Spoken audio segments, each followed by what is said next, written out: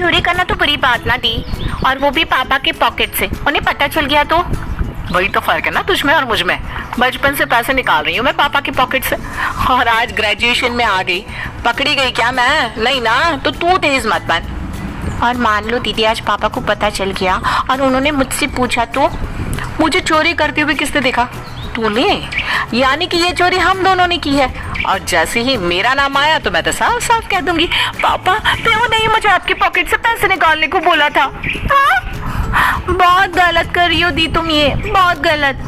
अब ज्यादा जबान मत चला, वरना ऐसी हालत करूंगी कि शक्ल शीशे में पहचान भी नहीं पाएगी। ये थी पीहू और साक्षी। साक्षी अपने घर की बड़ी बेटी थी जो बड़ी ही शातिर और चालाक थी। साक्षी इसी तरह ही अपने घर में सभी को मैनिपुलेट कर अपना काम निकलवा लिया करती। अपने पापा के पॉकेट से पैसे निकालने के बाद साक्षी कॉलेज चली जाती है। पूरा दिन पीहू के दिमाग में वही दृश्य घूमता रहता है।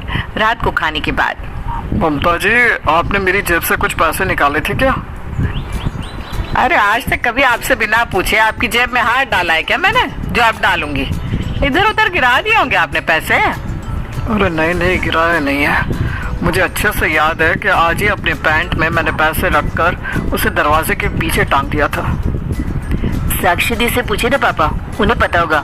आज मैंने उनको आपके बेडरूम से निकलते देखा था। मुझे भी कुछ कहना है पापा। पैसे निकाले थे दी ने। मना किया था ना मैंने तुझे पापा के सामने बताने से, पर बोल दिया तूने, कर दिया सब कुछ सत्यानाश। वो कहते हैं पाप पुण्य जब दाएं हाथ से करो ना तो बाएं को भी पता नहीं लगना चाहिए। पापा याद है आपको, कुछ दिनों पहले मम्मी की तबीयत खराब हो गई थी, तो मैंने भगवान से मन्नत मांगी थी कि मम्मी की तबीयत ठीक हो जाए तो मैं गरीबों को खाना खिलाऊंगी। पर मेरे पास 2000 नहीं थे, क्योंकि मैं तो नहीं कमाती, इसलिए वो पैसे मुझे आपके पॉकेट से लेने पड़े।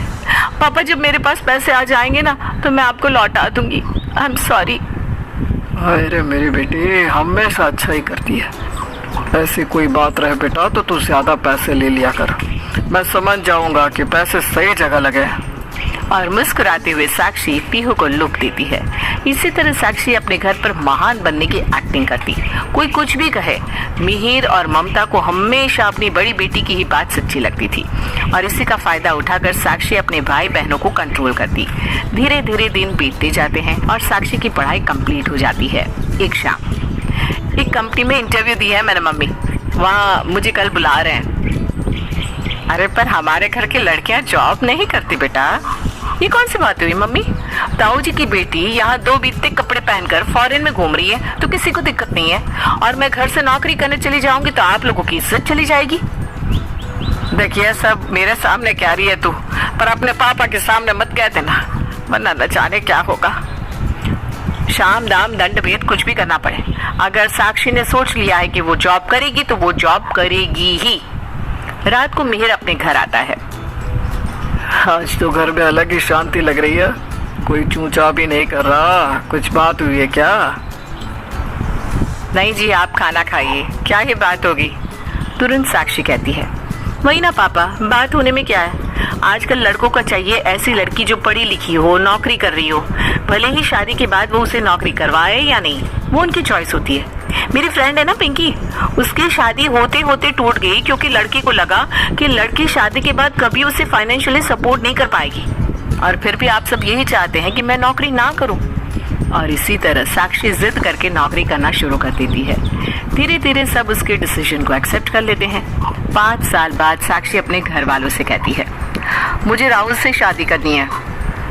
एक बहुत अच्छे लड़के का रिश्ता आया है बेटा, इंजीनियर है, उसे देख लो, फिर ये प्यार का भूत उतर जाएगा।